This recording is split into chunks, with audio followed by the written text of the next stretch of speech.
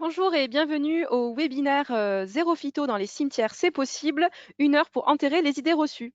C'est un webinaire, c'est le 4e webinaire de l'année dédié aux gestionnaires de jardins, espaces verts et infrastructures. Alors, ce webinaire s'insère dans un cycle de webinaires à votre attention et donc a pour but de vous donner... Il était coupé, c'était marqué dessus. Non, mais là, je l'ai réactivé. Excusez.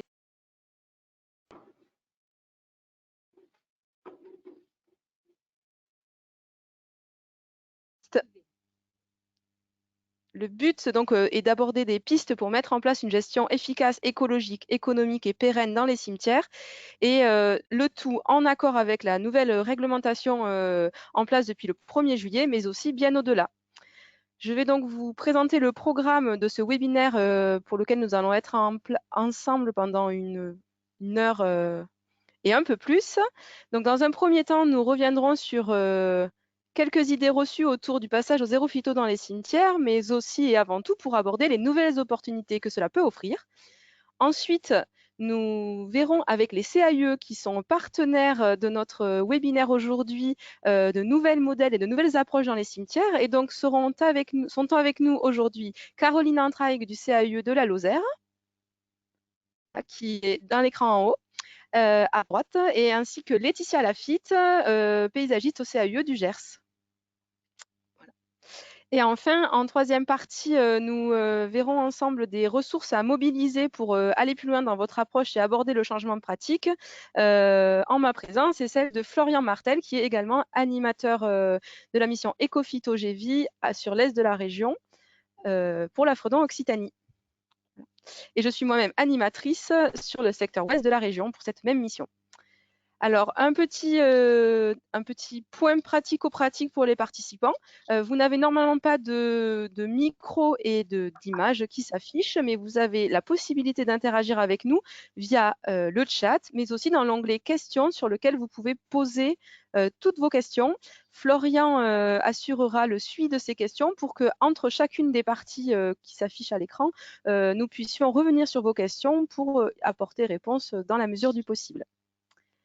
Nous allons donc commencer par cette première partie et voir ensemble quelques idées reçues et opportunités entourant le passage au zéro phyto dans la gestion des cimetières.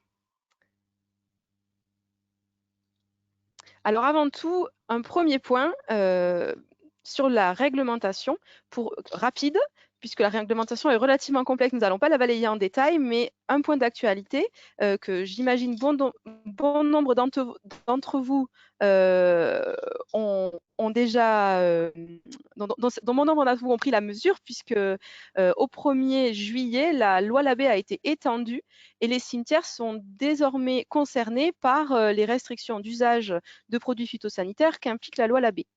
Cela implique, comme vous le voyez sur le schéma à l'écran, que dans un cimetière et au niveau des columbariums, sont uniquement utilisables des produits de biocontrôle à faible risque ou utilisables en agriculture biologique.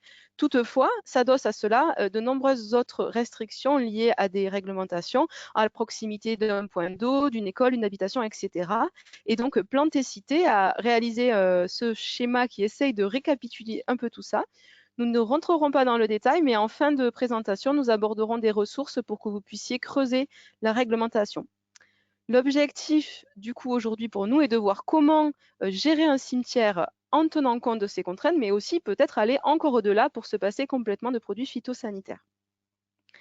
Mais à l'heure de ces changements réglementaires, nombreux des gestionnaires que l'on rencontre se posent beaucoup de questions et s'inquiètent beaucoup de ce que cela peut impliquer dans leur gestion. Nous avons relevé quelques interrogations ou inquiétudes qui ressortent régulièrement, que vous voyez apparaître à l'écran, notamment le sentiment pour certains gestionnaires que la gestion d'un cimetière zéro phyto, c'est impossible, que ça paraît une chose très difficile à mettre en place, que ce sera forcément une surcharge de travail considérable pour les agents, que c'est très coûteux pour la commune, que les agents forcément seront mécontents de ce changement de pratique et qui n'ont vraiment pas envie de passer la binette toute la journée dans un cimetière, que ça va engendrer un cimetière beaucoup moins beau, entre guillemets, puisque la notion d'esthétique est quand même toute relative, mais aussi moins propre, voire sale, on entend parfois ce terme-là, et que les usagers seront donc par votre conséquence mécontents. Toutefois, on va voir comment lever certaines de ces interrogations ou inquiétudes, mais avant cela, on voudrait avoir votre avis. Et donc, Florian va lancer un petit sondage pour recueillir votre ressenti. Et donc, on vous invite à cocher dans ce sondage que vous allez voir apparaître lesquelles de ces affirmations vous paraissent partagées, qui sont justes pour vous à l'instant T. Voilà, donc est-ce que ça semble impossible de gérer un cimetière en zéro phyto, donc sans usage de produits phytosanitaires? Est-ce que ça implique forcément une surcharge de travail considérable en tant que gestionnaire, un coût démesuré ou voilà, un mécontentement quant aux résultats obtenus? On va laisser peut-être 1 minute pour vous permettre de cocher.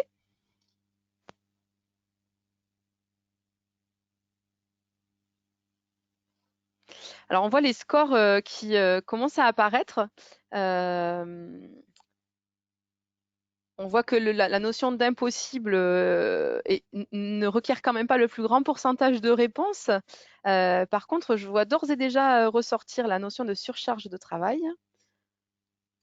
Je vais attendre que le vote soit clos. Oui, vous êtes à peu près 80% à avoir répondu. Donc, on va. Merci Florian d'avoir clôturé le sondage. Vous êtes 73% parmi les répondants à considérer que ça va impliquer une surcharge de travail considérable. Et puis, vous êtes la moitié à considérer que les usagers seront mécontents du résultat. Et puis, une vingtaine de pourcents à évoquer la notion de coût et de rendu moins esthétique.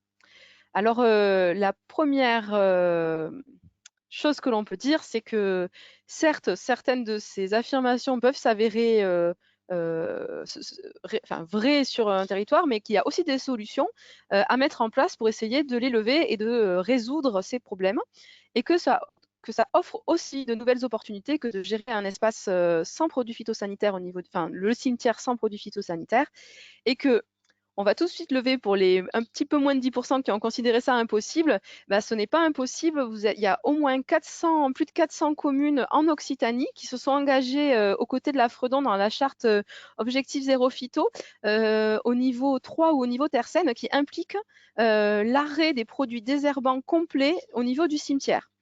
C'est donc au moins possible pour ces 413 communes, et on verra comment vous pouvez aussi bénéficier de leur retour d'expérience en fin d'échange.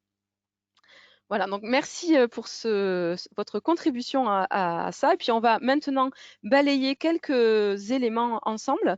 Donc, j'invite Florian à passer la slide suivante. Et notamment concernant la question du désherbage, puisque bon, l'usage de désherbant était aussi était un des usages principaux en termes d'usage de produits phytosanitaires pour ceux qui en mobilisaient jusqu'alors. La première question qu'on peut poser, c'est faut-il continuer à désherber à tout prix, ou est-ce qu'on peut aussi laisser plus de plateau végétal? Et nous avons comparé volontairement des espaces minéraux où il y a un besoin de désherbage avec des espaces où on a laissé plus de place au végétal, et on laisse chacun considérer par lui-même si le rendu est forcément moins beau, moins esthétique et moins propre. Je pense que les images parlent d'elles-mêmes, il n'y a pas forcément de corrélation spontanée. Voilà. Ensuite, passons à un autre aspect. Puisque de nombreux gestionnaires auraient en première idée et solution la bétonisation comme solution pour avoir moins de travail d'entretien. Donc, vous voyez à gauche des exemples de cimetières où on a imperméabilisé les sols, mais comme vous le voyez, ce n'est pas forcément toujours une solution miracle.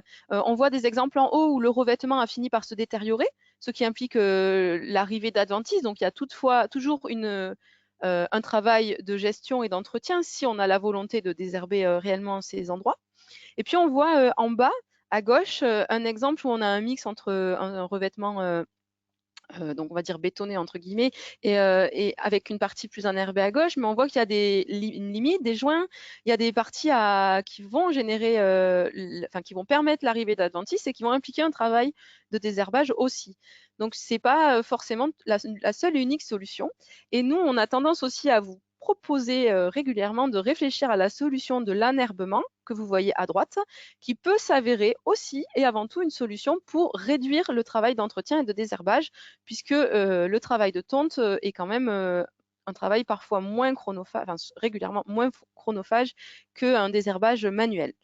Je citerai en particulier l'exemple d'Aurignac, qui est à la photo en bas à droite, où la commune rencontrait un vrai problème de stabilisation des sols, et l'enherbement a permis de résoudre ce problème au niveau du cimetière et donc de réduire une forte charge pour les agents et la commune d'entretien lié à ce manque de stabilisation des sols. Donc ça a vraiment permis de résoudre cette difficulté.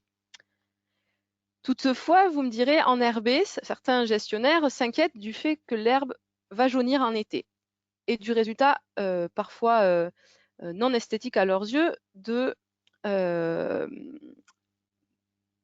jaunissement. On voit apparaître à l'écran 2 exemples. Les gestionnaires qui s'inquiètent de ce jaunissement sont parfois pour autant prêts à accepter le résultat que l'on voit à gauche d'une herbe qui jaunit finalement après traitement de produits phytosanitaires, de désherbants. On voit donc que c'est avant tout une question de regard que l'on porte aussi sur cette herbe jaune, puisque comme on va le voir sur l'exemple suivant, l'herbe qui jaunit en été, c'est avant tout le reflet d'un environnement qui change au gré des saisons. C'est un regard qui doit évoluer dans le temps, puisque l'on voit un contre-exemple à gauche d'un cimetière situé dans le Gard en plein mois de juin, où l'herbe est bien verte, et à l'heure des évolutions climatiques et de la ressource en eau qu'il faut dont il faut faire attention, on va dire, ça peut aussi questionner et donc favoriser et tendre vers une plus grande acceptation de cette acceptation du changement des saisons paraît aussi une clé dans ce changement de pratique. Je laisse Florian passer à notre point qui inquiète beaucoup les gestionnaires, c'est la présence de végétal arboré dans un cimetière et les problématiques que peuvent générer les arbres, les feuilles qui peuvent tomber sur les tombes, les racines qui vont détériorer les tombes. On peut voir un exemple à gauche de cimetières non arborés en comparaison à des cimetières plus arborés à droite, et on voit que la présence d'arbres, c'est aussi un moyen de ramener de l'ombrage, de la fraîcheur qui peuvent rendre le recueillement plus tenable en période estivale, puisque nous le voyons nous régulièrement, les cimetières non arborés sont aussi en été des lieux soumis à des fortes températures, des îlots de chaleur. Donc c'est un point de vigilance et c'est important dans ces choix-là, bien sûr, d'être vigilant sur les choix d'arbres pour avoir des choix adaptés à ces problématiques de racines, de feuilles. Et là, on est là pour vous accompagner, que ce soit les CAUE ou la Fredon, ainsi que d'autres partenaires, bien sûr. Je laisse Florian passer à cette petite vidéo que j'invite Florian à lancer, qui est une vidéo réalisée dans le cimetière de Verdun-sur-Garonne par Margali Arnaud-Pratt, où on voit que le cimetière est aussi un lieu où on peut créer un refuge de biodiversité lorsqu'on privilégie la végétalisation. Et je vais laisser les images parler d'elles-mêmes. Alors désolée pour l'image un petit peu saccadée.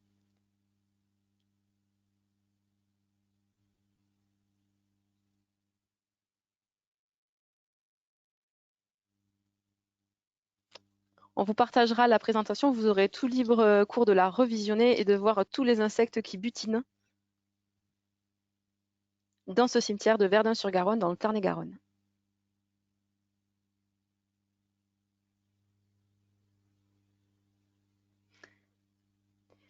Enfin, lorsque l'on évoque la végétalisation des cimetières, on peut aussi aborder un point qui paraît plus anecdotique, mais qui est quand même clé dans la gestion de ces espaces, c'est de aussi voir les déchets verts produits dans le cimetière comme des ressources.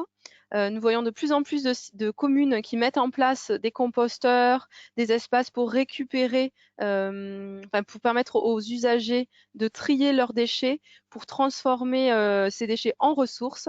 Et je vais me permettre simplement de citer la photo à gauche où on voit justement des roses trémières dans la poubelle, constat qu'a pu faire le jardinier de ce cimetière qui avait volontairement laissé les roses trémières pousser pour embellir le cimetière, qui a eu la triste surprise de les retrouver dans la poubelle.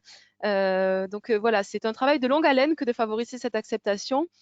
Il est donc important, voilà, de sensibiliser. Et donc on voit des exemples à droite de communes qui appellent la sensibilisation par les outils qu'elles mettent en place et les affichages qu'elles mettent en place. Et puis on va peut-être finir par une ou deux derniers points.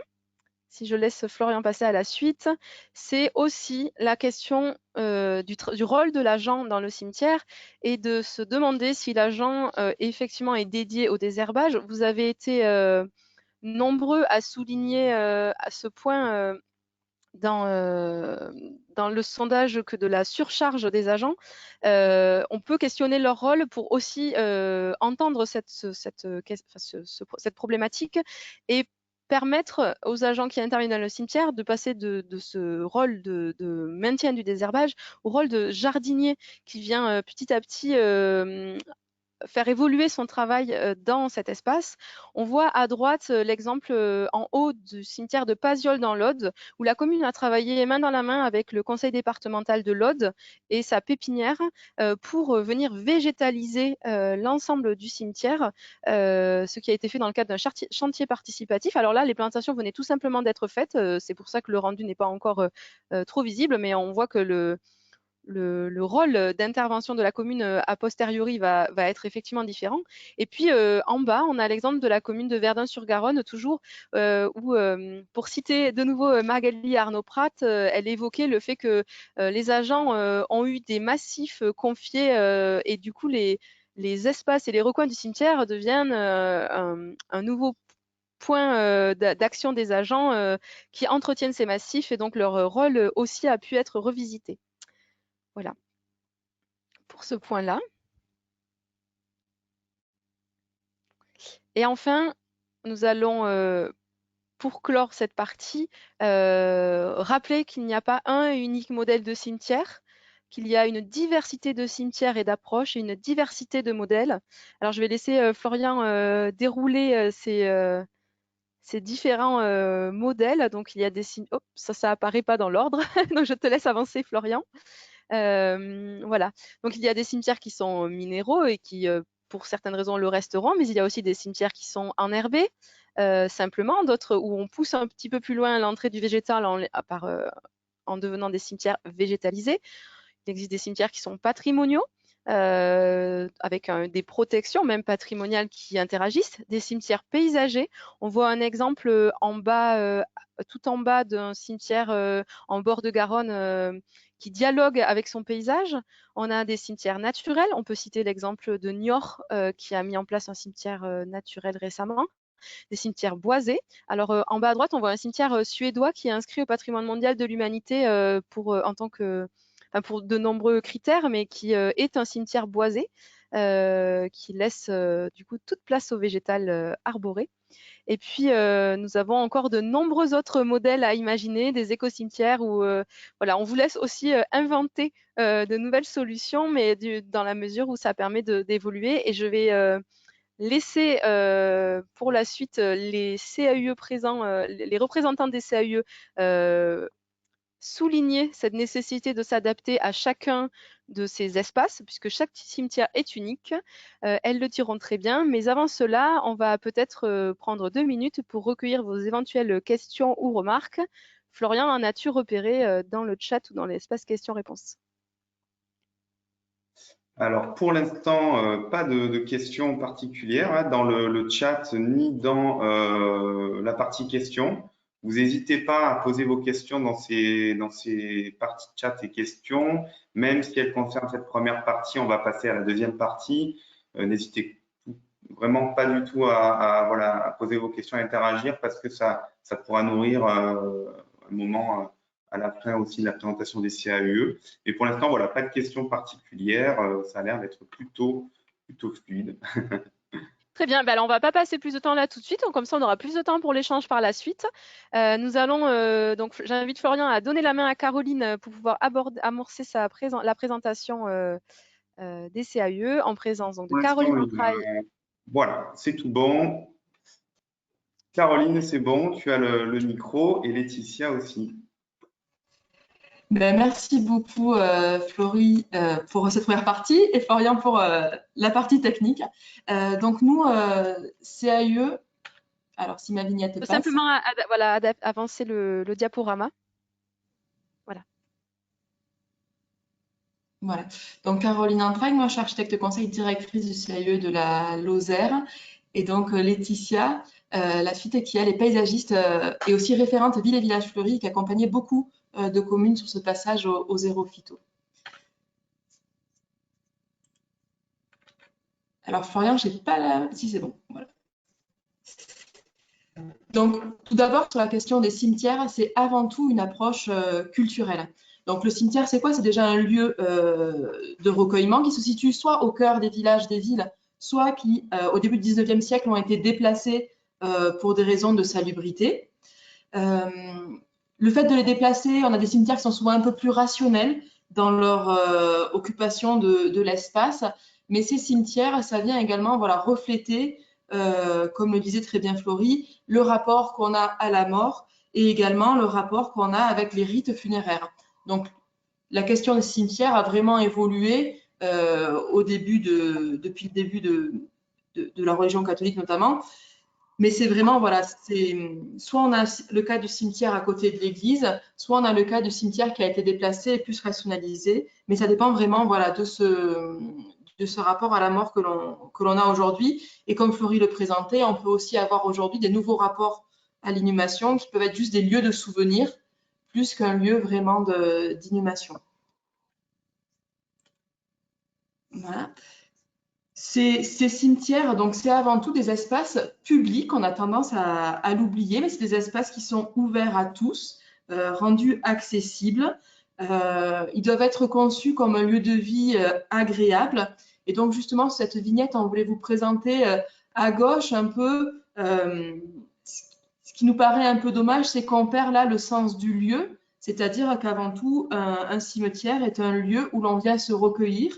On a besoin d'ombre, on a besoin d'assises, on a besoin voilà, d'avoir un temps de recueillement un peu digne et de qualité.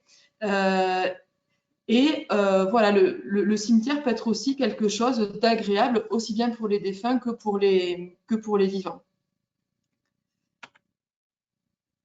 Donc aujourd'hui, on se retrouve avec ces cimetières anciens qui étaient auparavant végétalisés et perméables, qui de plus en plus se banalisent puisqu'on a quand même, notamment dans les catalogues de caveaux, on a les mêmes à peu près partout en France.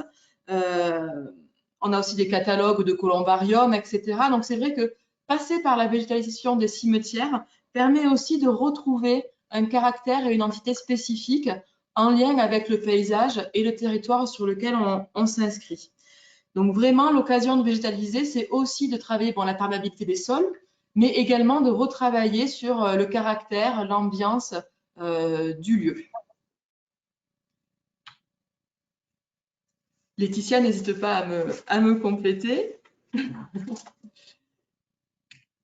Tu voulais parler là de l'évolution quand même dans l'histoire. Il y avait quand même au départ des cimetières où le végétal était présent.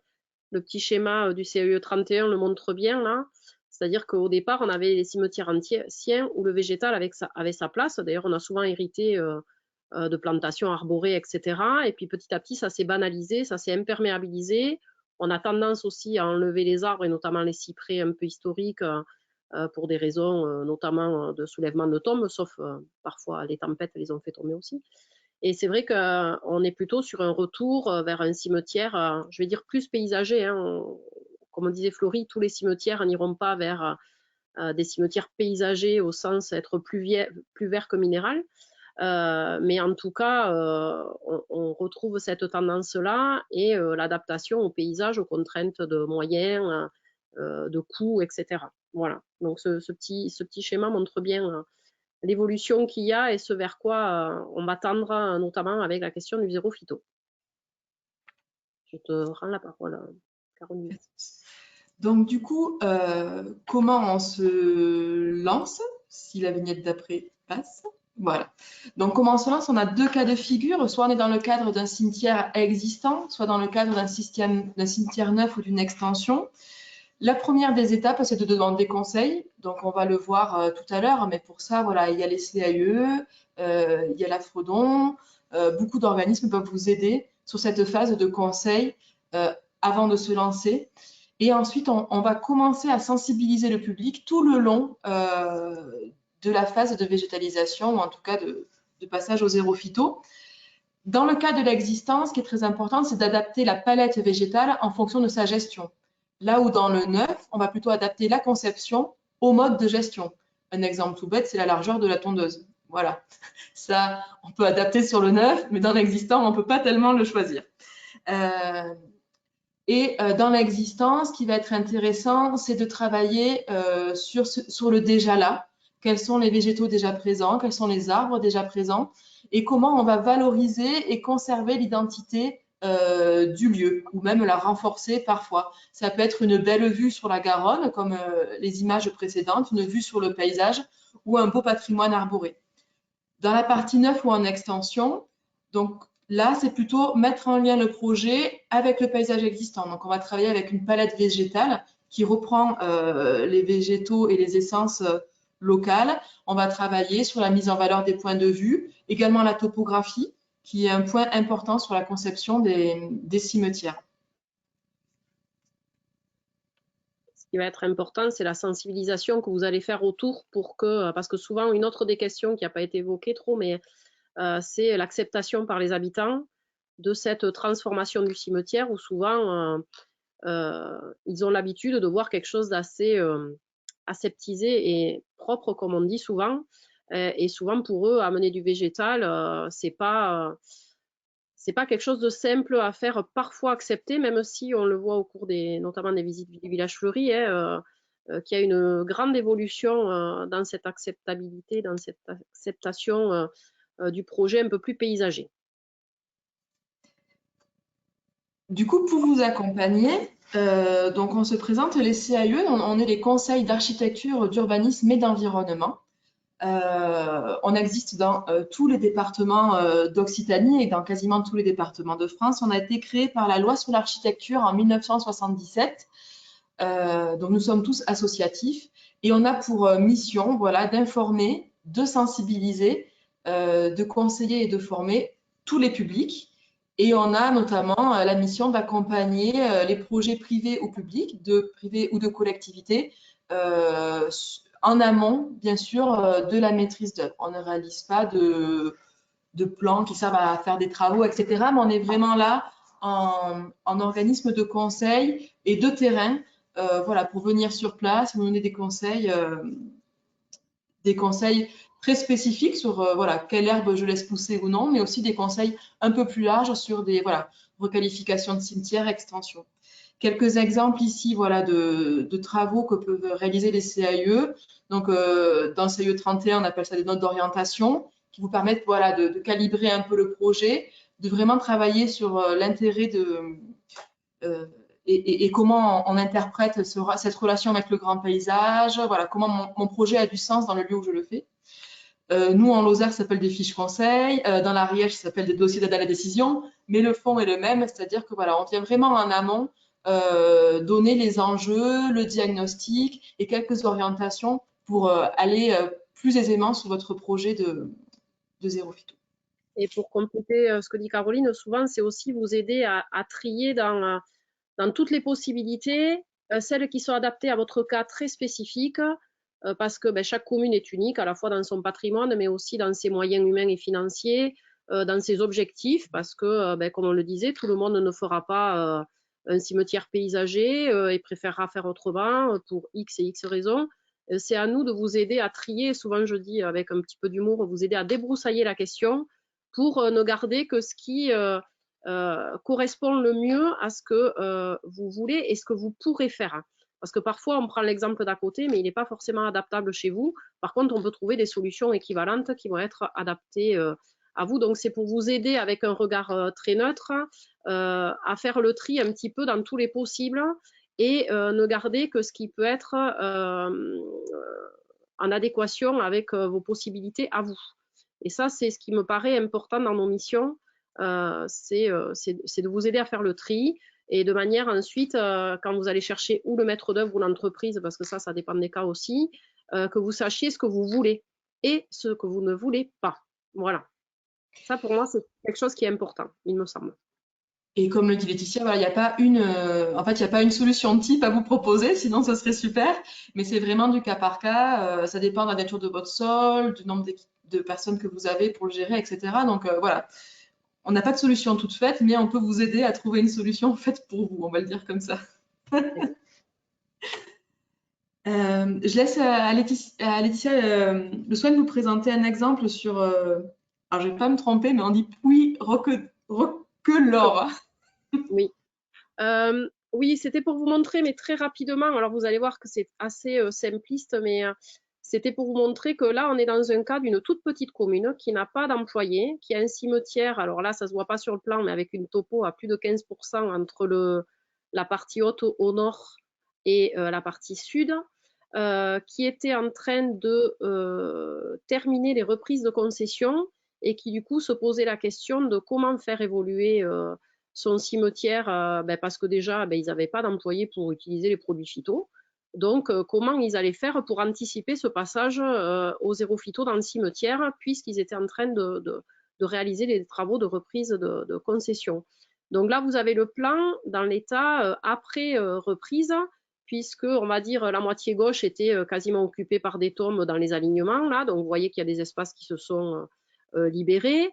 Il y avait une partie dans la moitié droite du plan, donc la partie basse, où il y avait une partie qui était prise par les sépultures, l'autre très peu, ou par des sépultures plutôt dédiées aux enfants, et on va dire le carré en haut à droite, où il n'y avait que des grandes sépultures, et ensuite un espace très très complètement vide. Donc, on va dire qu'on est un petit peu à la fois sur les deux exemples qu'on évoquait tout à l'heure, à la fois sur le cimetière ancien où il allait falloir s'adapter et sur une nouvelle partie de cimetière à créer, avec la volonté aussi de mettre un espace jardin du souvenir, cavurne, columbarium, etc., qui n'existait pas.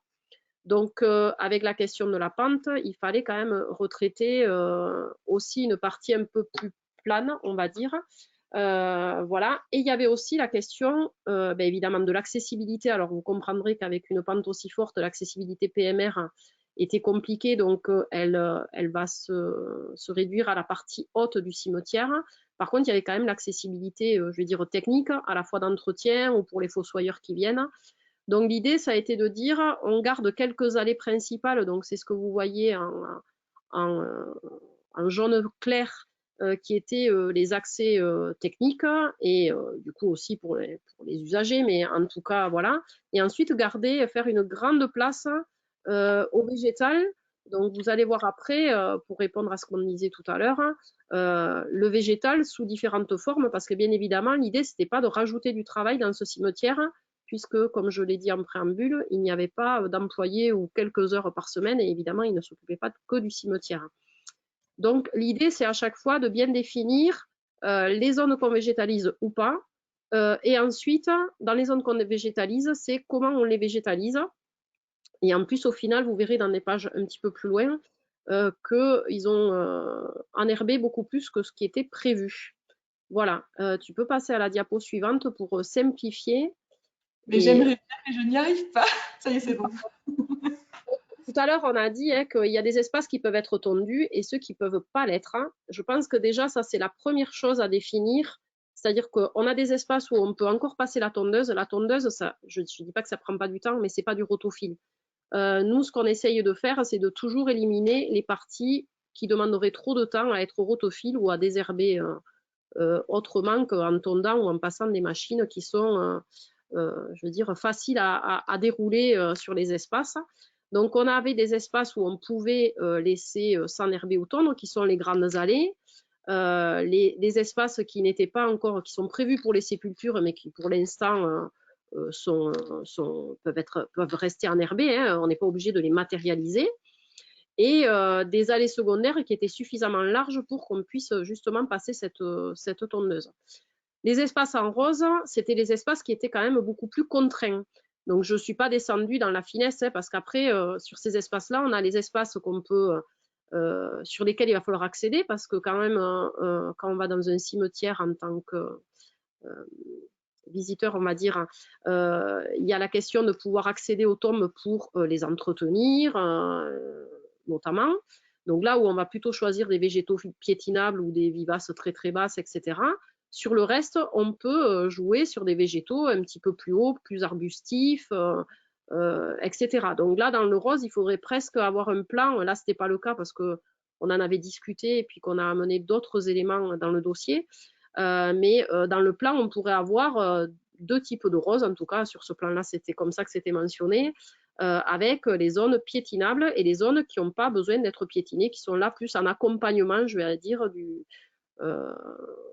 esthétique du cimetière. Voilà.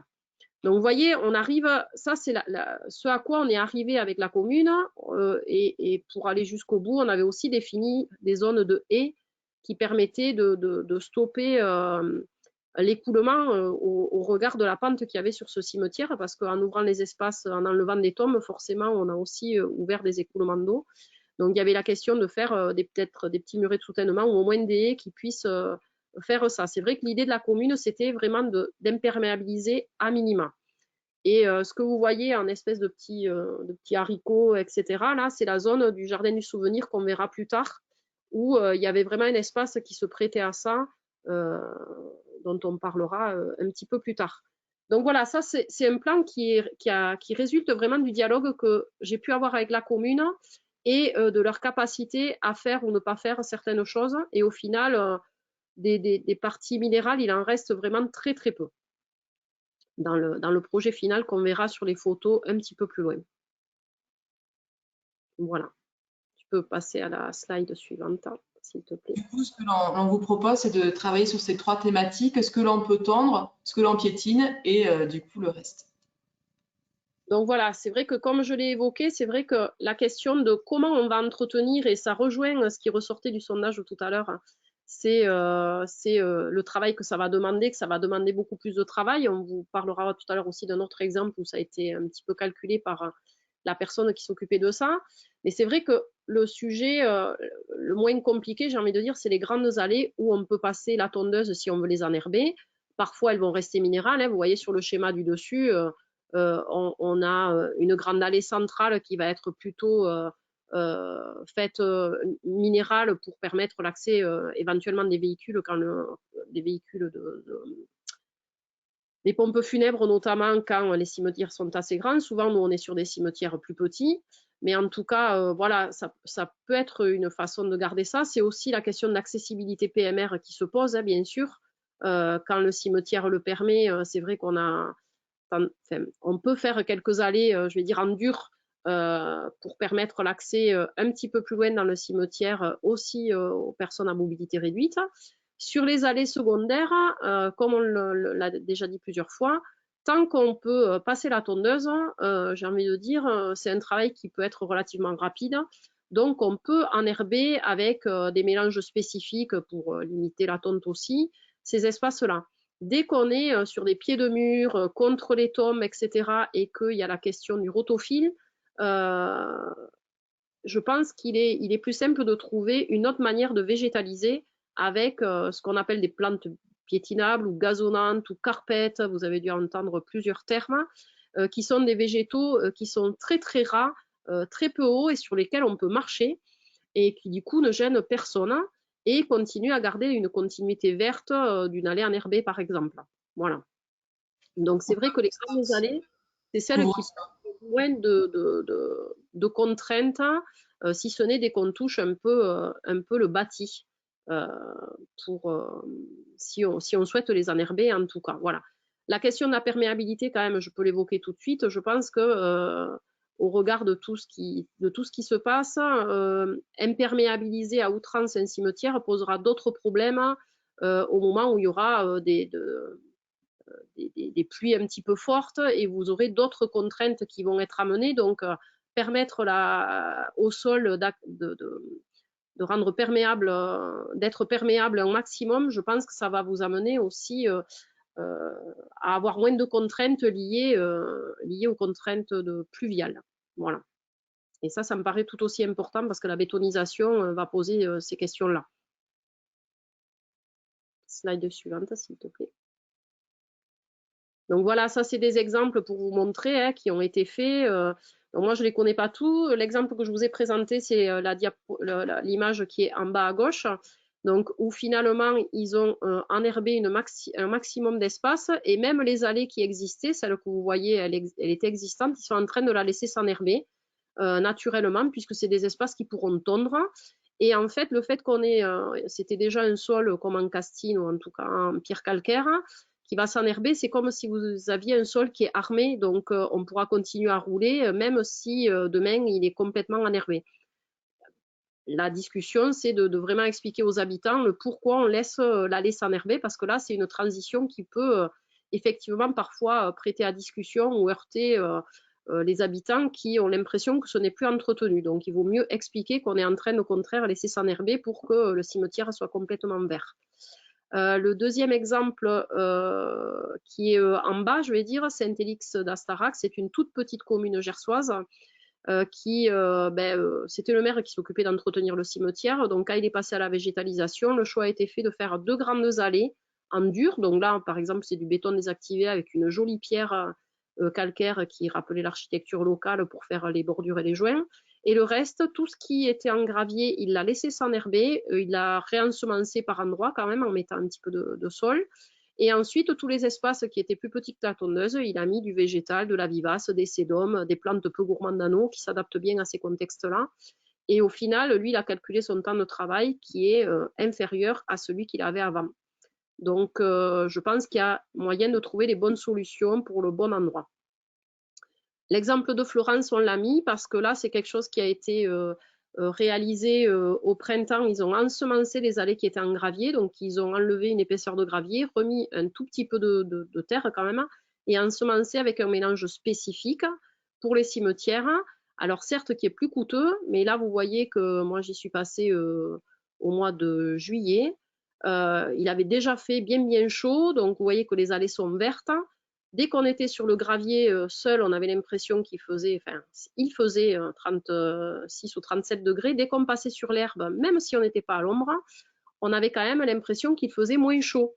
Donc, même en termes de réflexion du sol par rapport à la chaleur, c'était tout à fait intéressant de passer sur ce site-là.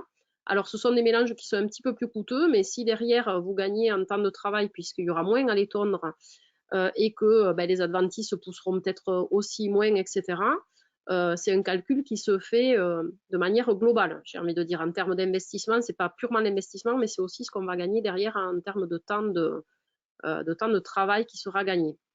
Peut-être que je ne sais pas si tu connais un peu l'exemple que tu as mis aussi de Saint-Antonin, Caroline. Et du coup, sur Saint-Antonin, ce qu'on voit, c'est que, donc on voit bien que c'est l'allée centrale, puisqu'on voit le portail en bout qu'ils ont complètement engazonné. Et là, on a l'accessibilité parce que du coup, il faut aussi se poser la question de sur quel sol on s'installe. Et donc, ils ont un sol très portant, ce qui permet de gérer l'accessibilité par son mobilité réduite, avec une tonte qui est par contre très, très fréquente. Voilà, pour avoir quelque chose d'assez dense et qui permette, voilà, un fauteuil ou même un véhicule, du coup, de pouvoir rouler facilement. Mais voilà, vraiment, avant de penser à cet engazonnement, il faut vraiment réfléchir à qu'est-ce qu'on a comme sol, quelle est la nature du sol, sa perméabilité, et en fonction, on trouve des solutions adaptées. Exactement. Et du coup, on vous a mis un petit document que vous retrouverez dans les commentaires, enfin dans les documents ressources à la fin des Parcs nationaux des Pyrénées, qui explique du coup voilà toutes les solutions qui sont possibles pour ces allées et du coup leurs contraintes d'entretien, l'accessibilité ou non PNR, une idée un peu de coût et la question de la perméabilité. Voilà, donc on voit bien que même un mélange en enherbement terre-pierre, par exemple, est tout à fait accessible pour les personnes à mobilité réduite.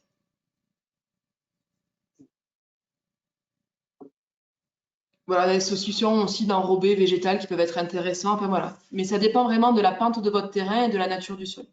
Ouais, complètement. Ensuite, du coup, ce que l'on peut ne pas tondre, c'est là qu'on va vous parler des intertombes et des allées secondaires. Je te laisse y Voilà, qui réfléchir. sont souvent plus petites que la tondeuse. Alors la tondeuse, eh ben, elle est spécifique à chacun. Il y en a qui ont des tondeuses à 60, d'autres à 80. Donc ça, c'est pareil. C'est là où le conseil, vraiment, il s'adapte à vous de manière très, très spécifique, à chaque commune de manière très spécifique. Donc là, c'est vrai qu'on peut travailler sur des plantes piétinables. Alors, c'est sans faire de pub, mais en tout cas, c'est vrai qu'il y a un ouvrage qui s'appelle Les alternatives au gazon qui a été fait par l'entreprise Philippi qui propose une liste de végétaux qui sont piétinables. Donc, c'est vraiment des végétaux qui sont de moins d'un centimètre souvent de haut et sur lesquels on peut marcher sans problème et qui peuvent vraiment être l'alternative à la pelouse ou au gazon qu'on aurait mis sur le reste de l'espace pour venir verdir et végétaliser les intertombes, c'est-à-dire tous les endroits, alors entre les tombes, des fois à l'arrière des tombes ou devant les tombes, de manière à ce que les gens puissent accéder à leurs tombes et les entretenir. Ça, c'est ce qui me paraît vraiment important. Et souvent, elles ont la faculté d'être allélopathiques, c'est-à-dire qu'elles sécrètent des toxines qui font que les autres adventices qui pourraient venir naturellement vont venir beaucoup moins. Donc, elles ont quand même des facultés qui font qu'au final, vous pourriez avoir des intertombes très vertes sans forcément avoir un travail supplémentaire et surtout pas, toujours la même question, ne pas aller avoir à passer avec le rotophile. Et en plus, esthétiquement, eh bien, vous en avez qui fleurissent aussi parfois. Donc, en tout cas, a priori, beaucoup d'avantages à faire ces choix-là et à garder un sol toujours perméable. Donc, c'est important, sachant que les intertombes, souvent, font moins de 90 cm, donc l'accessibilité handicapée n'est pas possible. Donc, c'est tout à fait un choix qui peut être fait plutôt que de bétonner, qui serait la solution en général la première qui vient à l'idée. Voilà. Alors, parfois, dans les cimetières existants, c'est déjà le cas, c'est déjà bétonné. Donc, il faut voir si dans les interstices du béton, parfois, il y a des choses qui poussent qu'on peut garder. Vous verrez un exemple tout à l'heure où ça a été le cas sur une commune. Et sinon, on peut aussi parfois ensemencer ces tout petits interstices pour éviter que les dites mauvaises herbes poussent. Du coup, si on passe à la vignette, on va voir qu'il y a des communes qui font le choix de garder les allées en gravier. Ah, celle d'avant. Ouais. Qui font le choix de laisser des allées en gravier avec, là par contre, de la plantation. Là, c'est l'exemple de Verdun-sur-Garonne. C'est un cimetière qui fait 9000 m² à peu près. Et c'est vrai que là, ça demande pas mal d'entretien, le mélange gravier-plantation. Il faut compter chez eux un jour par semaine d'agents sur ce cimetière-là, donc qui est gigantesque, 9000 m², ça s'explique. Et du coup, voilà, qui peut être un peu plus complexe dans la gestion. C'est là où les conseils, il faut qu'ils soient vraiment adaptés à vos capacités à vous et à vos objectifs. Ça, c'est très, très important.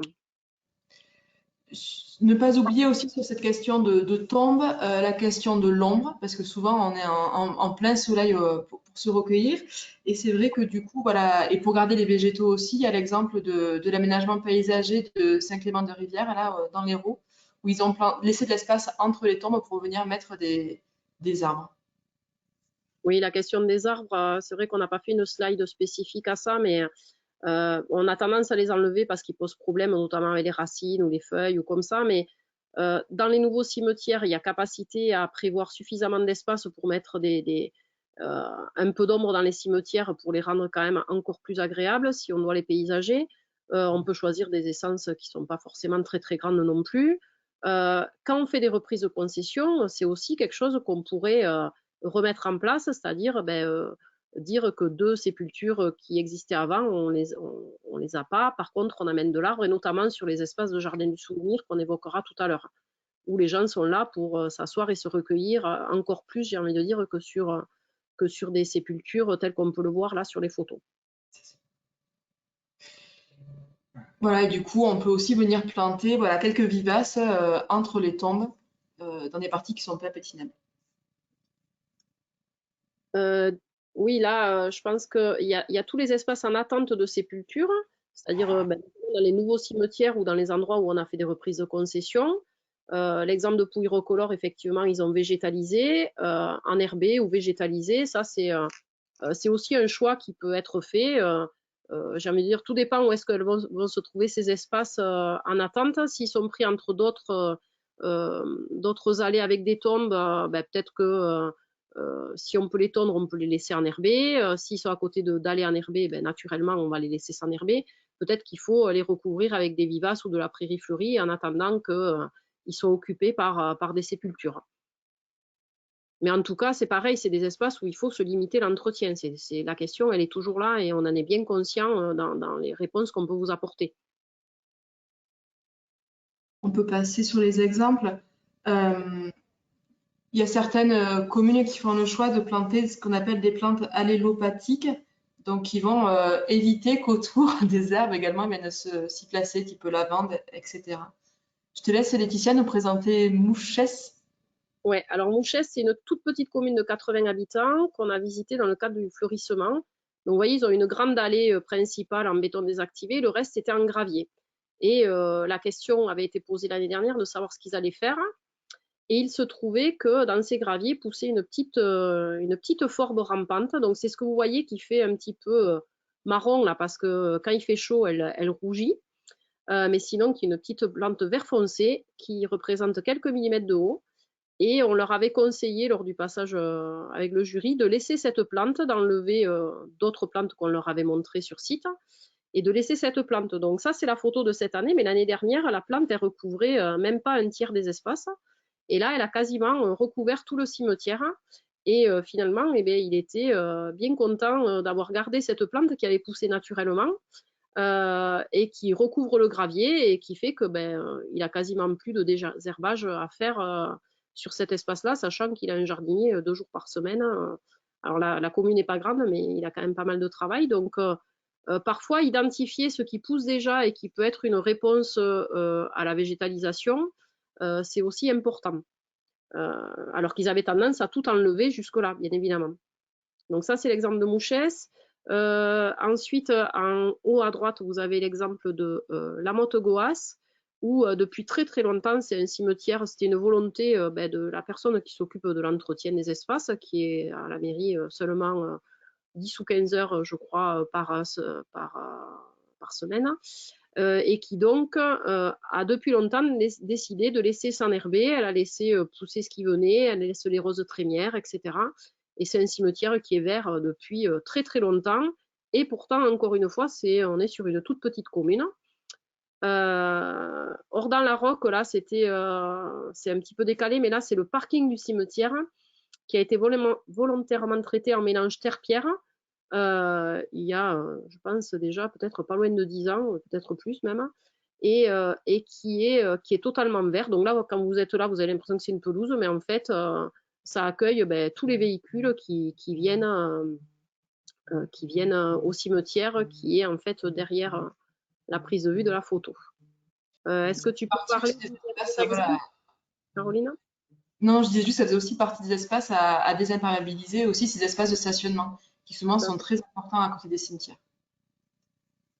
Et le dernier exemple, alors je ne le connais pas, mais visiblement, ils laissent pousser l'herbe assez haut, presque en prairie autour des tombes. Donc ça, c'est pareil, le choix de tondre plus ou moins ras ou de laisser monter en floraison les choses, c'est aussi un parti pris, c'est une sensibilisation des habitants pour qu'ils comprennent qu'on n'abandonne pas le cimetière, mais qu'au contraire, c'est une volonté de le rendre plus vert. Donc je suppose que l'objectif est là. Je ne sais pas si tu avais des infos, Caroline, sur cette image quand elle t'a été transmise. Non, pas plus que voilà, sur le fait qu'ils ont eu du mal à passer à plus de 15 cm de hauteur d'herbe. Voilà, pour le public. Mais on va peut-être avancer un peu plus, sinon on va vous dépasser à l'horaire de repas. Mais ensuite, voilà, on voulait vous parler des espaces privés. Alors les espaces privés, légalement, ils ne sont pas à la charge de la collectivité, ils sont bien sûr à la charge de la personne qui a la concession. Donc, il y a des communes qui font le choix volontaire de de pas les entretenir, justement un but éducatif, mais pas mal de communes comme la Bastide de Penne dans le Tarn, voilà, installent des plantations sur ces espaces en pied de stèle, notamment qui sont les tombes les plus anciennes, qu'on utilise pour installer là, par contre, de vraies plantations. Sur Génos, c'était des plantations qui étaient faites par les habitants, mais voilà, c'est l'idée d'utiliser ces endroits de stèle également pour amener un peu de végétal. Et sur les espaces privés, la question qui se pose souvent, c'est l'utilisation de phytos par les personnes privées sur le cimetière, alors que c'est un espace public. Donc là aussi, il y a un travail à faire de pédagogie sur le fait que si vous passez au zéro phyto, c'est pas pour que le privé, lui, vienne en mettre autour de sa tombe. Bien que ça sera vite identifié le changement de couleur de l'herbe autour des tombes ou des sépultures. On va passer sur les espaces cinéraires, si ça vous va, donc les carvurnes et les columbariums. Comme on le disait là tout à l'heure avec Laetitia, l'importance vraiment d'éviter la banalisation de ces lieux et de penser à la question de l'ombre, de l'assise et du repos. Quelques exemples, peut-être que Laetitia pourra nous présenter. Ouais. Donc là, ben justement, l'exemple que je vous ai montré de Pouille-Roquelaure, vous voyez les deux photos d'en haut. L'espace du jardin du souvenir qui a été mis, là je suis au niveau du banc qui a été positionné à l'ombre. Alors il n'y a pas la photo de l'autre côté, mais c'est vrai qu'il y avait un espace ombragé avec un très bel arbre sur le cimetière. Donc l'idée a été vraiment de se dire, ben, c'est là que les gens vont pouvoir s'asseoir, se recueillir, avec la vue ouverte sur le paysage. Donc on a vraiment orienté le positionnement du jardin du souvenir, des cavurnes, et il y a un petit columbarium bâti, de manière à ce que tout le monde profite de cette vue et un endroit agréable pour venir se recueillir. Le travail sur Ordan-la-Roque, la photo en bas à droite, ça a été vraiment un travail avec la pente et de ne pas avoir quelque chose qu'on achète tout fait sur catalogue, qu'on va retrouver ailleurs, de manière à aussi pouvoir, si le columbarium, le jour où il est complètement utilisé dans toutes les espaces, on puisse reproduire quelque chose sans être obligé, parce que souvent de catalogue à catalogue, on ne retrouve jamais la même chose, que là, en faisant quelque chose d'assez simple et bâti et spécifique à votre cimetière, vous allez pouvoir le reproduire autant que nécessaire s'il y a besoin d'agrandir ces espaces-là. Et sur l'intéressant demande là que va présenter Carolina. Merci, ça, pardon. Et sur l'exemple de Mende, voilà, c'est un cimetière qui est paysager, qui est inséré dans la pente, où on s'est servi des murs de soutènement pour venir insérer les columbariums. Et à chaque pied au-dessus, on voit qu'il y a des roses qui ont été plantées pour venir voilà, se mettre sur la maçonnerie, mais c'est des artisans locaux qui l'ont fait et qui participent à l'écriture un peu du lieu. Je pense que c'est important de travailler avec les artisans locaux. Il suffit d'avoir la bonne dimension de la cavurne en elle-même et ensuite de bâtir autour quelque chose qui soit à l'identité de votre commune.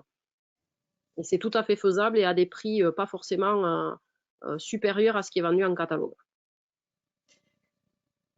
Et puis ensuite, on peut finir par la question des limites. C'est aussi un espace que l'on peut venir végétaliser.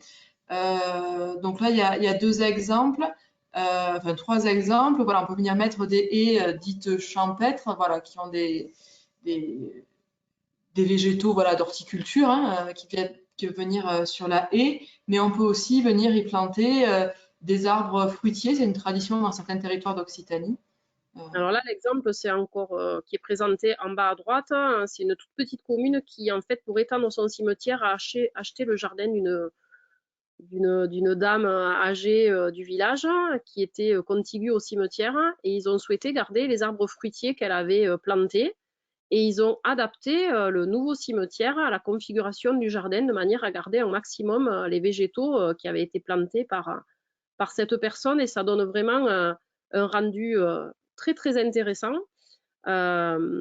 Donc voilà, et travailler avec des arbustes ou des grimpantes aussi, comme le montrent les schémas au-dessus, ça permet de végétaliser et d'occuper les pieds de mur et de toujours, encore une fois, ne pas avoir à utiliser le rotophile pour faire ces parties-là qui ne peuvent pas être tondues et qui sont souvent très chronophages. Ou laisser des choses plus naturelles, comme à Florence en bas à gauche, pardon. Voilà, je crois qu'on relaisse la parole à Florie et à Florian, me semble-t-il. Ou maintenant ou après, oui. Oui, On je parlait de la compléterai question. sur l'aspect communication un peu plus tard, mais je vous laisse conclure sur cet aspect de co-construction et de concertation. Oui, donc on parlait de l'importance d'informer, de concerter, on en parlera tout à l'heure. Laetitia, peut-être, avait des retours sur les concertations qui fonctionnent moins. Des fois, on ne sait pas pourquoi. Ben, c'est vraiment très divers et varié parce que parfois on pense que ça va être plus compliqué de faire accepter du végétal en milieu rural ou comme ça, alors que non, l'inverse est vrai aussi. C'est vraiment, ça dépend de chaque cas. Et on le voit avec les communes, quand on veut parler de concertation ou pas, il y en a qui veulent ouvrir complètement la concertation, d'autres moins. Il y a des endroits où il y a des bénévoles, donc ça se fait naturellement et tout le monde est prêt à venir aider. Donc ça, c'est vraiment à chaque cas qu'il faut adapter, mais en tout cas, il faut à minima sensibiliser la population au projet que vous allez faire en amont, de manière à ce qu'ils comprennent quel est le but et qu'ils ne pensent pas qu'il y a, ce que je disais tout à l'heure, une décision de moins entretenir le cimetière, parce que je pense que c'est plus ça qui est mal vécu que le fait de le rendre plus facile d'entretien, plus esthétique, plus agréable, surtout avec les périodes chaudes. Là, cet été, on a bien vu ça. Donc voilà, et puis ben, quand il y a des écoles, c'est vrai que travailler peut-être avec des enfants, ça peut être une solution. C'est vraiment, alors là, j'ai envie de dire, encore plus à adapter à chacun des cas, mais on voit bien qu'il y a des endroits où ça marche. J'ai même entendu parler des copâturages dans certains cimetières, donc ça va encore bien plus loin que ce que moi j'aurais pu imaginer. Donc vraiment, chaque cas est particulier. Peut-être que Florie a certainement des exemples plus concrets à présenter là-dessus. J'allais compléter en 2 mots, de dire effectivement, il faut communiquer, et ça, on va le voir juste après. Mais sur la concertation qui accompagne le changement de pratique technique, ce que nous, on retient des exemples que l'on rencontre sur le terrain, c'est que là où il y a concertation et association de la population et des usagers dès l'amont, ben, nécessairement l'acceptation, enfin quasi à chaque fois, l'acceptation est facilitée et favorisée. Alors, Laetitia a parlé de bénévolat et on entend souvent les communes dire bah, chez nous, il n'y a pas de bénévoles, les gens ne sont pas motivés. Mais nous, on a aussi eu des exemples où c'est en créant cette concertation que le bénévolat est venu. Je prends l'exemple d'une commune qui avait témoigné lors d'un webinaire sur le sujet l'année dernière que l'on avait organisé avec la région PACA, où la commune avait travaillé à définir une palette végétale pour végétaliser son cimetière. Elle avait fait voter les usagers et les habitants sur ce qu'ils avaient envie d'avoir dans ce cimetière et ensuite fait des chantiers participatifs. Et ceci avait permis de générer un groupe de bénévoles qui a ensuite accompagné la commune. Donc des fois, c'est sûr que ça n'existe pas en amont, mais c'est en faisant cette démarche qu'on peut susciter voilà cet appui. Et puis sur la question des copâturages, alors on n'est pas vraiment sur de la concertation, mais je vais quand même citer la commune de Saliès dans le Tarn qui fait effectivement écopâturer des moutons dans son cimetière et que l'on salue pour avoir témoigné à ce sujet lors de notre dernière remise de prix. Voilà. Je vais vous laisser conclure sur voilà, ce que l'on peut retenir avant de prendre les questions, Oui, puisqu'il y en a beaucoup maintenant. voilà, pour parler juste de l'exemple qu'on voyait en photo, c'est Saint-Bonnet-les-Tours en Corrèze. Et là, ils ont carrément fait un chantier participatif, parce que c'est vrai qu'en général, il y a quand même des gens qui viennent entretenir les cimetières, donc autant les faire participer aussi à ce changement de mutation. Voilà, donc ce qu'on peut retenir, donc c'est qu'on doit vraiment adapter votre projet aux capacités d'entretien, à la fois matérielles et humaines. Aussi à la morphologie des cimetières, donc la topographie, l'exposition, la forme, le sol, voilà, la végétation existante qu'il faut vraiment essayer de conserver au maximum, et bien sûr aux usages. Donc voilà, toutes ces questions-là fait qu'il n'y a pas une solution toute prête, mais qu'il y a vraiment voilà, des organismes pour vous accompagner à faire votre projet un peu sur mesure. Laetitia, je ne sais pas si tu veux rajouter quelque chose. Alors, merci à toutes les deux pour vos explications claires et illustrées. Je vais inviter Florian à prendre la parole et puis j'invite Clément Baudot qui était en back-office et expert du zéro phyto dans les cimetières à nous rejoindre pour aussi répondre aux questions. Donc, Florian, as-tu des premières questions à relever? Et j'invite nos deux intervenantes on va essayer de répondre assez rapidement pour ne pas perdre de temps et avoir le temps de conclure sans dépasser le délai. Oui, alors il y a pas mal de questions sur beaucoup de sujets. J'en ai relevé une qui revient plusieurs fois, c'est la question de l'accessibilité PMR. Donc, quelles règles de droit en termes d'accessibilité PMR? Il y avait cette question-là de Rémi Saint-Paul qui faisait écho à celle de Sylvie Rossignol sur les allées enherbées pour véhicules sont-elles vraiment adaptés au PMR en cas de pluie? Voilà, pas mal de petites questions comme ça liées à cet accès pratique et concret. Alors, je ne suis pas une spécialiste de la réglementation PMR, hein. Je fais ça avec tout ce que je peux entendre. Donc, a priori, ce qui est demandé, c'est que la personne en PMR puisse entrer dans le cimetière. Donc, j'ai des communes, du coup, qui font juste un accès, un parvis à l'entrée du cimetière et puis les personnes restent là. Évidemment, nous, quand on est dans le conseil, on suggère de permettre l'accessibilité quand même un peu plus en sachant que notamment un fauteuil roulant ne pourra pas aller dans l'ensemble du cimetière parce que les tombes sont là, la configuration du cimetière, la pente parfois, comme j'ai présenté à Pouillerecolore, fait qu'on ne peut pas toujours répondre. Mais je pense qu'il faut répondre au fait que la personne puisse aller le plus loin possible et accéder le plus possible dans ce cimetière et jusqu'à l'intérieur du cimetière et pas uniquement à l'entrée. Voilà, ça c'est la première chose. La deuxième, par rapport au fait que ce soit enherbé, donc visiblement, il y a des possibilités d'avoir de l'enherbement, mais accompagné soit parce que c'est un mélange terre-pierre, soit parce qu'il y a des... alors je ne sais pas comment ça s'appelle, mais en tout cas des systèmes qui font que le sol est dur et qu'on peut passer dessus avec un PMR. La question souvent, effectivement, et c'est ce qui ressort, je pense, dans une des questions que j'ai entendues que tu as évoquées, Florian, c'est quand il pleut, etc. Alors, la pluie, c'est plutôt le côté salissant, parce qu'une fois que le sol est portant, c'est pas un souci pour que le fauteuil y aille, mais effectivement, il y a toujours quand même un peu de l'étance de terre qui fait que c'est pas un sol qui est complètement minéral et sur lequel il n'y a pas de boue complètement, c'est sûr. Mais ça permet à la personne d'aller un peu plus loin. C'est pour ça que je parlais que souvent on évoque la question d'avoir peut-être des 2-3 allées centrales un peu en dur pour permettre, notamment les jours où c'est pas un temps exceptionnel, quand même aux gens d'aller au plus près des sépultures vers lesquelles ils veulent aller. De toute façon, réglementairement, il faut que le sol il soit roulant. Voilà, c'est ce que dit le texte. Et donc, on n'a pas de texte qui dit tel sol oui, tel sol non. Donc, ça dépend un peu de chaque culture départementale de commission d'accessibilité. Voilà. Mais Merci à vous par deux pour ce retour. on peut le savoir. Ok.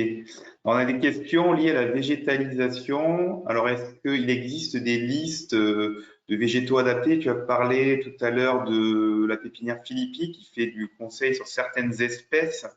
Donc, est-ce qu'il y a des listes, des documentations phares sur le sujet? Et deuxième question qui est un peu corrélée, c'est quelles règles de droit de végétaliser les espaces concédés, pas ou rarement entretenus par Monsieur Saint-Paul toujours?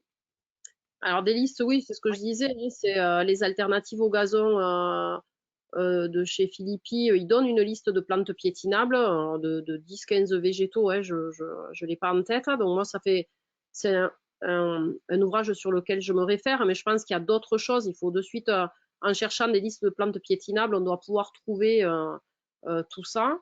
Je complète un instant, Laetitia. Oui, voilà, avant de te laisser répondre à l'autre question, je tiens à parler quand même de la plaquette réalisée par les anciens CAE du côté Languedoc-Roussillon, qui aussi répertorie pas mal de plantes adaptées. Cette plaquette, elle est en ligne sur notre cloud, sur notre site internet, et aussi, j'imagine, sur le site des CAE. N'hésitez pas à nous solliciter pour la retrouver. Et puis, je tiens aussi à préciser qu'il y a l'office régional, enfin l'office de la biodiversité, l'agence régionale, pardon, de la biodiversité en Occitanie, qui est en train de travailler sur une palette végétale qui pourra aussi aider les gestionnaires à terme, qui va bientôt paraître. Je te laisse continuer, Laetitia. Juste sur la palette, il y a aussi les CAE de anciennement Languedoc-Roussillon qui ont fait une plaquette sur les végétaux en disant justement ceux qui sont couvre-sol, ceux qui sont vivaces, voilà, qui pourront vous permettre, on vous les mettra en lien bien sûr pour vous retrouver sur le site, voilà, pour vous donner quelques idées de végétaux. Et sur l'autre question, la végétalisation des espaces qui sont déjà concédés. Alors là, en termes de réglementation, je ne sais pas si Caroline a des éléments.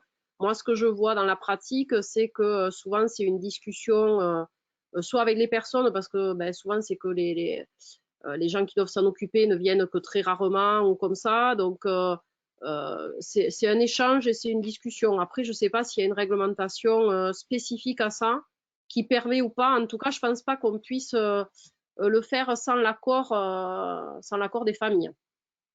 Peut-être que Clément, tu peux réagir avec, parce qu'il y a de nombreux exemples dans l'Aude que tu as pu voir et accompagner. Ouais, sur l'enherbement des intertombes ou autres, en fait, en général, ça se fait toujours en concertation, effectivement. On a eu des cas qui étaient plus ou moins concertés aussi. Enfin, ça rejoint certains points que je vois hein, sur les questions, notamment que faire si on a un utilisateur, on va dire un propriétaire du cimetière qui désherbe autour de son espace. Et là, effectivement, on est sur un cas de manque de concertation. En tout cas, effectivement, l'enjeu, on le sait, hein, c'est les espaces qui sont très, très, très sensibles et pour lesquels vous avez aussi une exigence de bien expliquer ce que vous faites.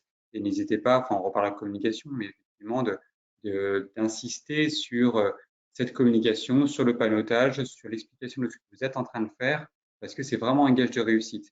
Et après, quelle que soit la technique que vous allez employer, quel que soit le mélange, quelle que soit la couvre-sol ou la graminée que vous allez implanter, l'idée, c'est d'expliquer. Et puis surtout aussi, c'est après, c'est de garantir un entretien pour garantir l'acceptabilité. Une autre question, Florian, peut-être? Oui, alors maintenant, des questions plutôt liées aux produits qu'on peut utiliser ou pas dans les cimetières. Donc, ça revient. Donc, puis-je utiliser du sel pour désherber? Est-ce que je peux utiliser des désherbants bio?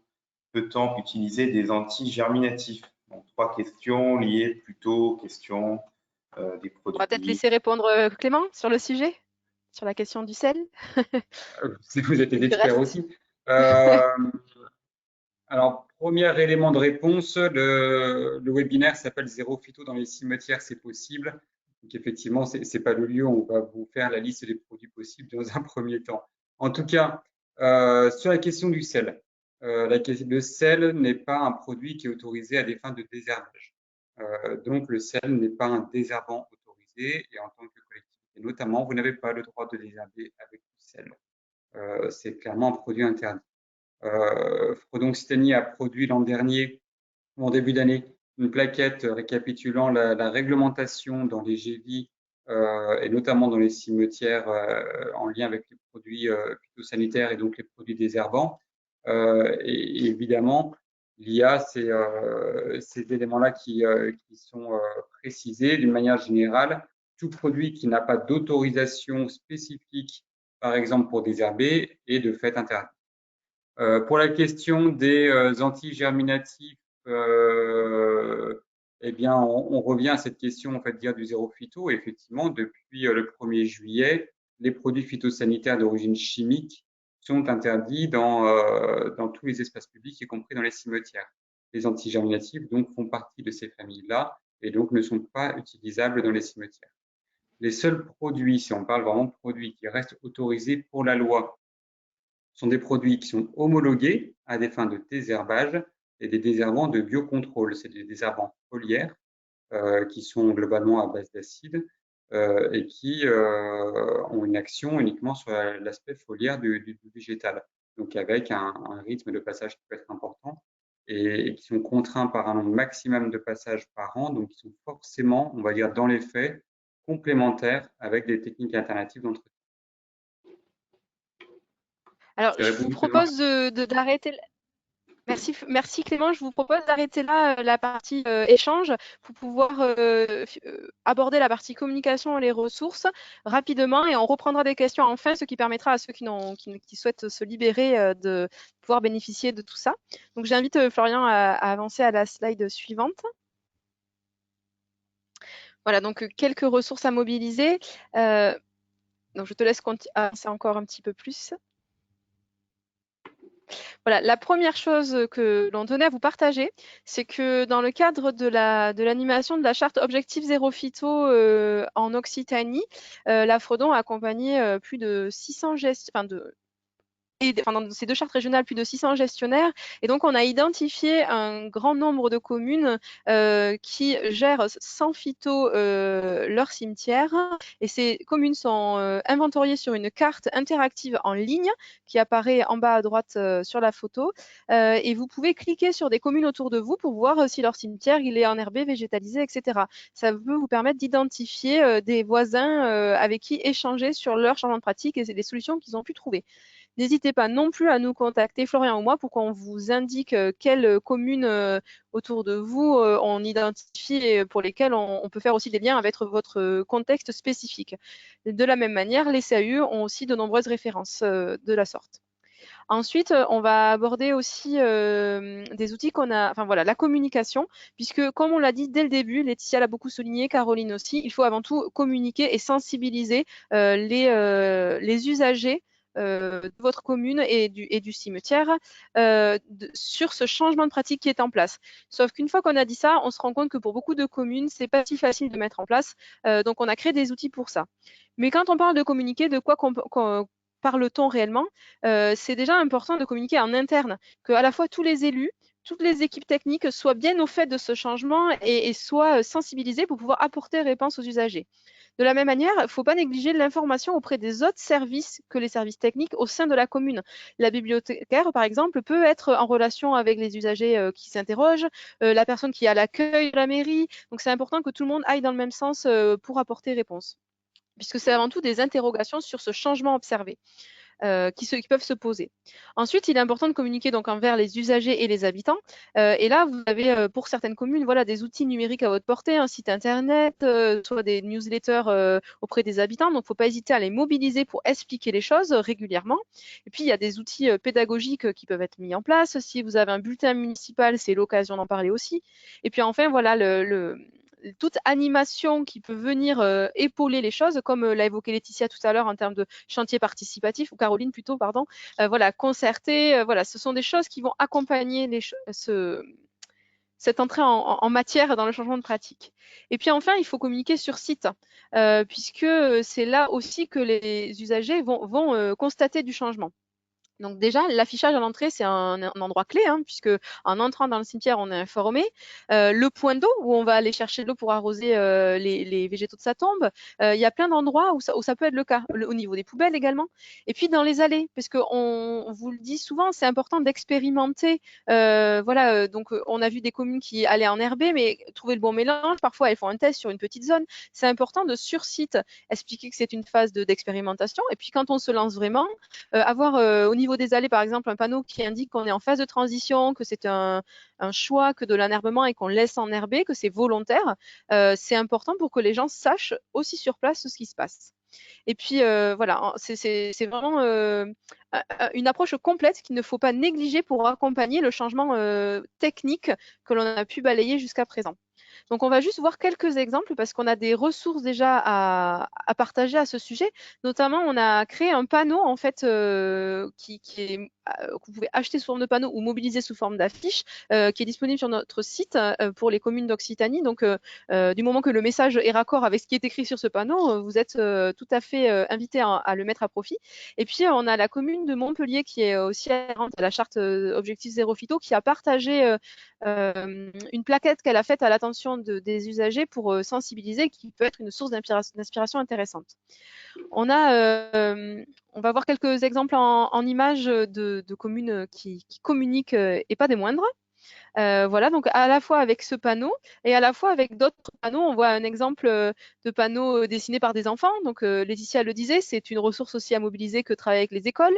Donc on a plein de choses observées sur le terrain et on le voit là, on est à l'entrée du cimetière et tout de suite le ton est donné. Et on sait dans quel type de cimetière on rentre. On sait que c'est une vraie volonté que de gérer cet espace sans produits phytosanitaires. Et puis après, on va voir quelques exemples dans les allées, dans le cimetière. Ah oui, n'oublions pas, il y a un événement annuel qui est quand même le printemps des cimetières en mai, qui permet aussi de sensibiliser un peu à l'image des journées du patrimoine ou de la fête de la nature. Donc sur site, on voit un exemple, notamment en haut à droite à Verdun-sur-Garonne, que l'on a beaucoup évoqué. Puis on a d'autres exemples un petit peu partout de zones test, d'enherbement en cours, ne pas désherber. Merci de laisser laisser ces plantes qui sont en train de pousser. Donc voilà, il y a plein de solutions possibles et libre cours aussi à votre imagination. Et c'est pas toujours forcément quelque chose de compliqué à mettre en place. On voit l'exemple en haut, un morceau de bois avec un petit papier plastifié dessus fait passer le message sans problème. Voilà. Ensuite, donc j'en finis là pour l'aspect communication. N'hésitez pas à revenir vers nous pour avoir d'autres idées, d'autres exemples. Par contre, ce que l'on peut vous dire comme ressources aussi d'un plus global et aussi technique pour aller plus loin, on a mis en place une page sur notre site internet, donc Fredon Occitanie GV, où on a rassemblé un petit peu tous les éléments techniques à évoquer les représentants des CECON et les représentants des CAE. Et puis, on a compilé des ressources techniques, comme vous le voyez, des webinaires, des guides. Et donc, je vais citer 3 guides techniques en particulier donc sur la diapo suivante qui peuvent vous épauler dans votre réflexion. Donc, je laisse Florian nous y amener. Alors, notamment un guide qui a été fait par le Parc national des Pyrénées en partenariat donc avec des CAUE qui a été largement cité tout au cours de tout le long de ce webinaire, qui est très intéressant, notamment pour des petites communes voilà, qui se posent des questions de cimetières anciens dans des espaces pentus, imbriqués, etc. Donc, c'est une mine d'informations. Il y a aussi un guide produit par Plantécité, voilà, qui aborde vraiment l'entretien des cimetières de manière globale, donc il y a une ressource clé. Et puis, je complète avec 2 autres sujets qui ne sont pas directement les cimetières, mais qui peuvent accompagner votre réflexion. C'est également un guide produit par Plantécité qui est dédié au revêtement perméable, puisque c'est une question qui est beaucoup revenue, qui peut nourrir votre réflexion. Et enfin, Fredon France, avec d'autres partenaires bien sûr, on produit des fiches techniques sur la gestion des déchets verts. Et on l'a vu tout à l'heure, il ne faut pas négliger le potentiel aussi au niveau du cimetière à ce niveau. Donc, vous avez des conseils techniques et aussi des fiches à l'attention des habitants pour les sensibiliser, que vous pouvez donc mettre à profit aussi dans le cimetière. On peut passer à la diapo suivante, Florian, s'il te plaît.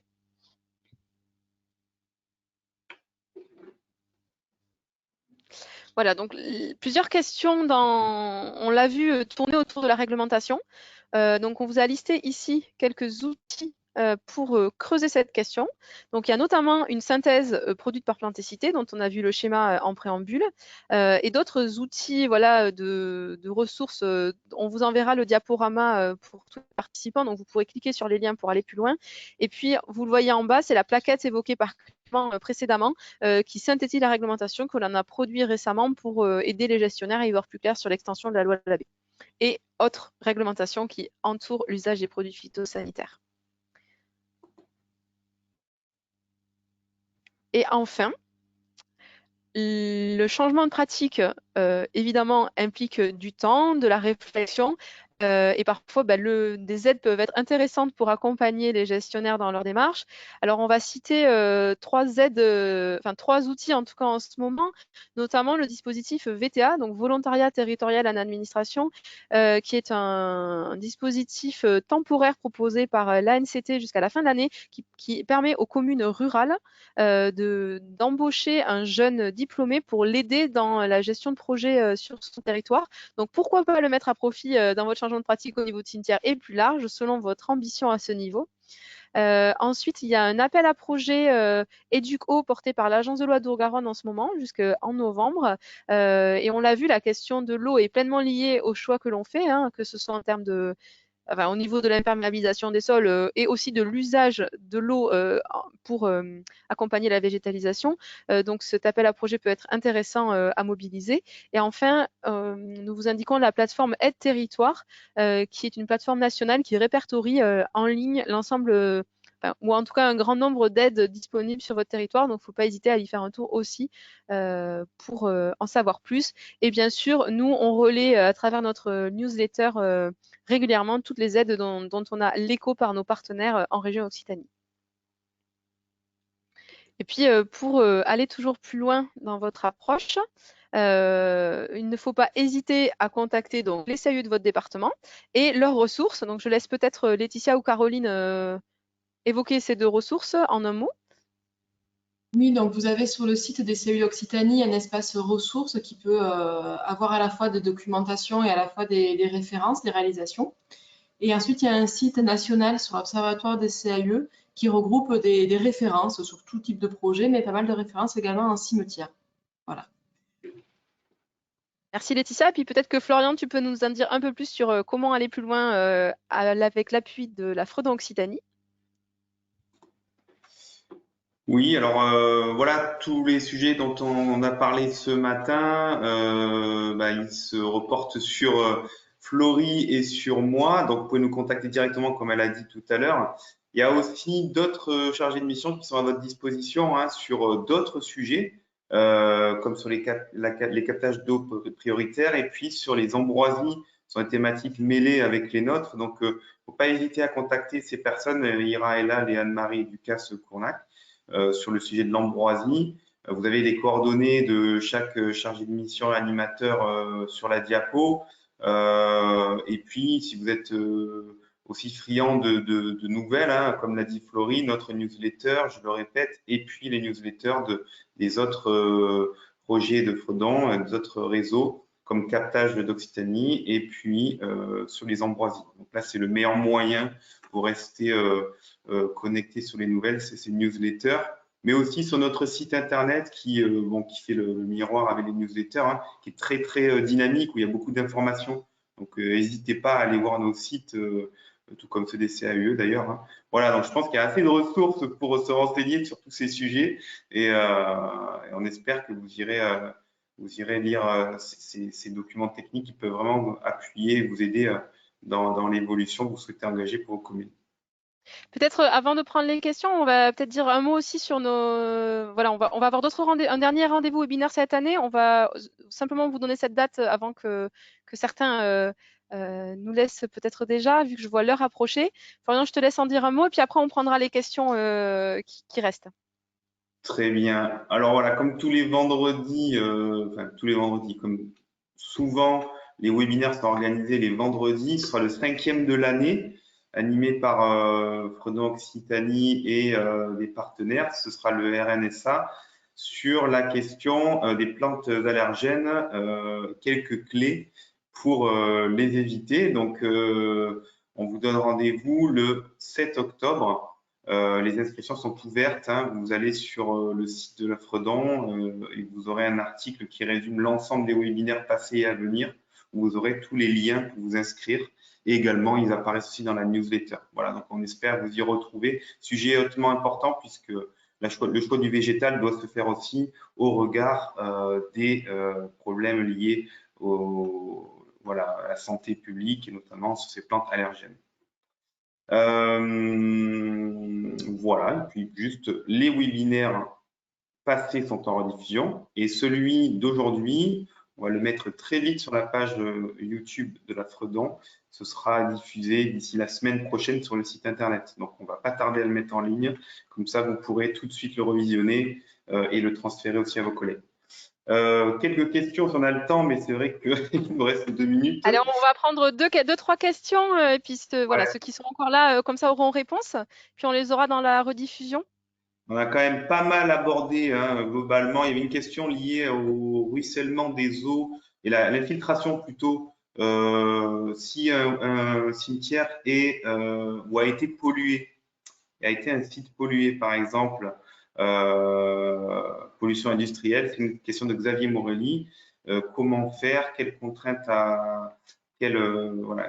comment prendre ça en compte et ça fait écho à une question de Pia et On sur le côté de l'infiltration de l'eau sur ces espaces désimperméabilisés.